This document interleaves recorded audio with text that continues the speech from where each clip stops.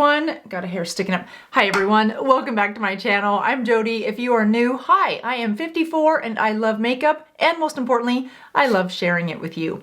Today we're going to talk all about blush. So in today's video, I'm going to share with you different types of blush formulas, from liquids to creams to powders, and we'll talk about what are the benefits of each, especially how they perform on more mature skin. And then we'll talk about the placement of the blush. Whether you've got a more slimmed face like I do, or you've really lost some collagen, where can you apply the blush to have a more rounder face? We'll also talk about if you have a round face and you want to slim it down a little bit, there's different tips and techniques of where to place the blush to do that. And I know for me, as I've aged, I've definitely lost the volume right through here. I want my face to look a little bit more round, but also up and tight. So we're gonna get into that as well. So if you're ready to do a deep dive, everything you'd ever wanna know about blush, we are gonna get into it right now.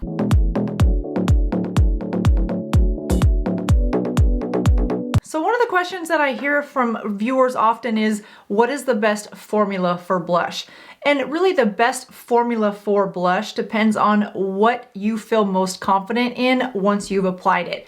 Certainly powder blushes do tend to lay on texture and almost create a texture to more mature skin. So the rule of thought is to avoid powder blushes, almost powder anything when it comes to more mature skin. Powders themselves, powder bronzer, powder contour, powder blush if you can. That being said, there are some really nice powder blushes on the market. This is one of my favorites by MAC. This is called Dainty, and it's just a powder blush.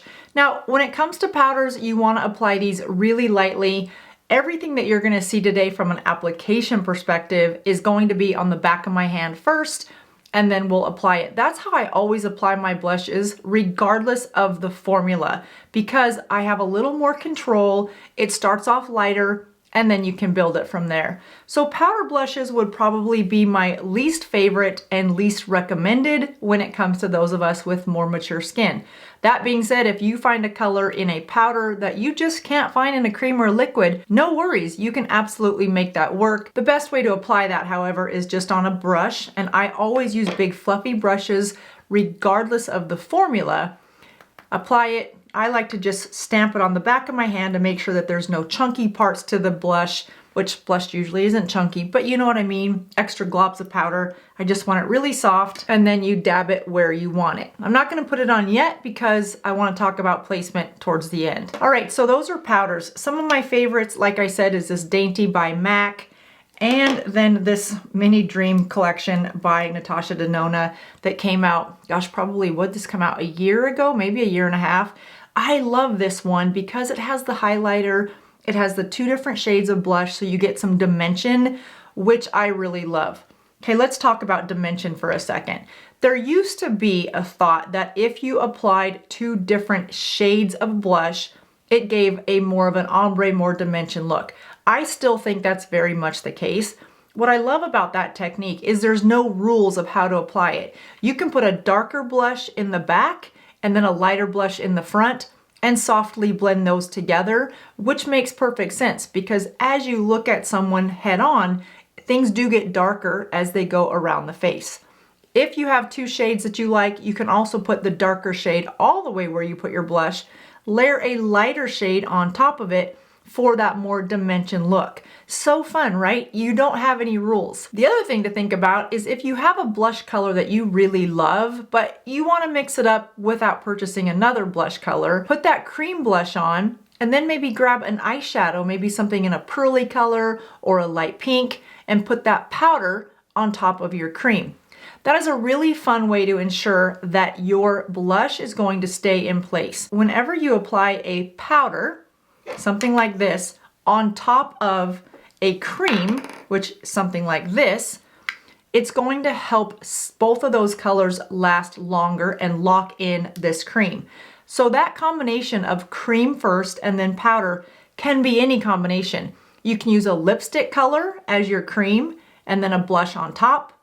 You could also use a lipstick color and an eyeshadow color on top to lock in that color. So when it comes to blush, you guys, there is just so many ways to get creative. Before we dive into the rest of the formulas, let's take a little bit of a sidestep and talk about the tones or the undertones.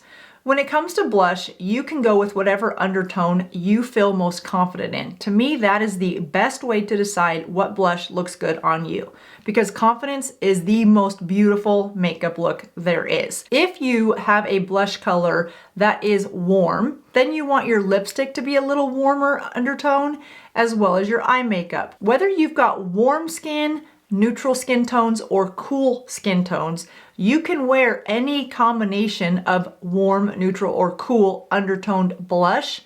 I just try to match that up with what my overall makeup look is going to be. For example, today I have more of a neutral brown on my eyes and a neutral lip. So I want my blush to be neutral with just a touch of warmth because I need to warm up my face. If I had warmer eyeshadow, like warmer browns, bronze, sort of that peachy, warmer pinks, then I would want to stick with something a little warmer on the cheeks and a little warmer undertone on the lips. But again, those are guidelines, but you can throw all that out and do whatever the heck you want, which again is why we love makeup. So let's go back to talking about blush formulas. This is a cream blush. This is one by Pat McGrath. This is Peach Lotus.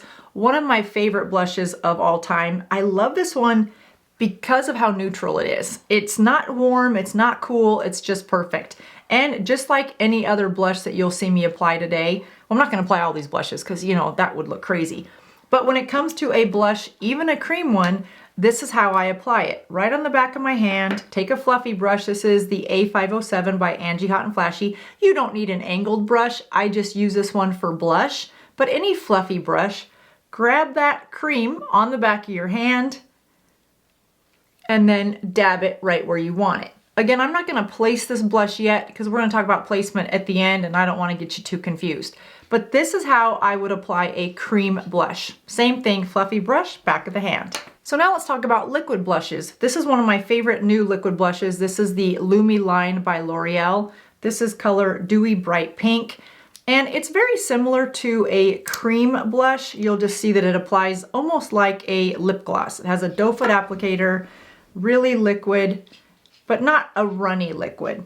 Some people would refer to this as a cream blush. Some people would call it a liquid blush. So don't get too caught up on the formulas.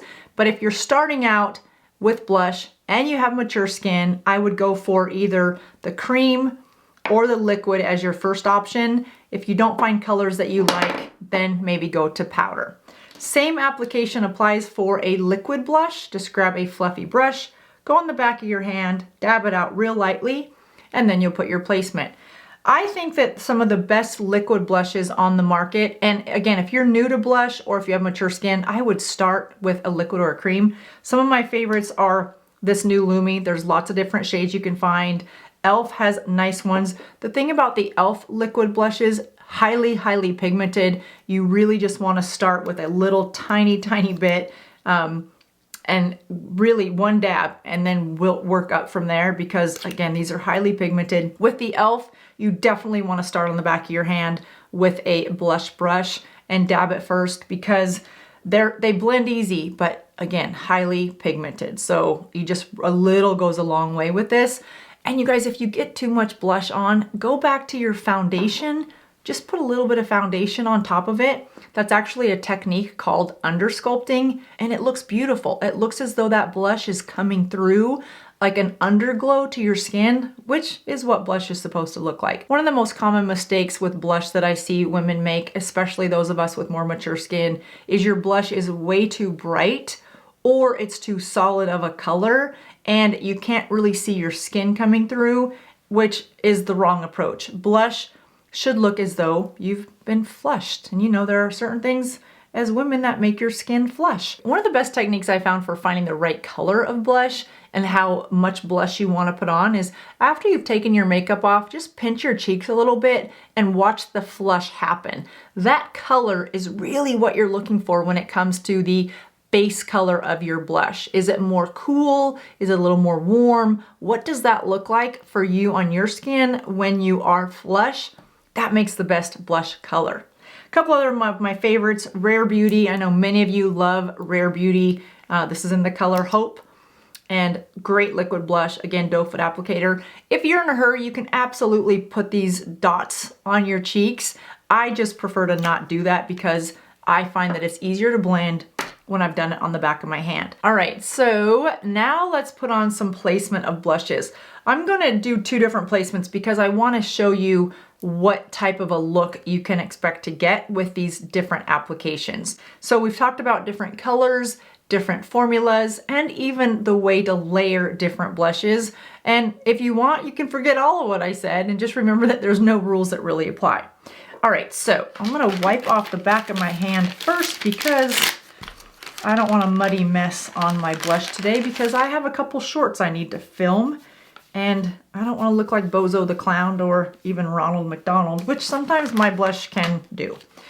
All right, so what do I want to do today? I'm going to use Hope by Rare Beauty, and I'm just going to go on the back of my hand. It's a little dark, that's okay. We're going to soften it up. Now again, because my face is more thin and I want to give a little bit of volume to my face, but also a lift, I'm going to start with that blush no closer to my nose than the pupil of my eye. And then I want to go out a little bit and then go up.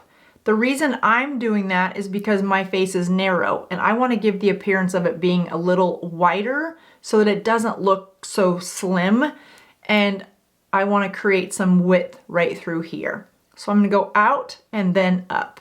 And I've really lost volume in my temple area, so I want to bring that blush right up through the temple to give some warmth to that area and to draw the eye.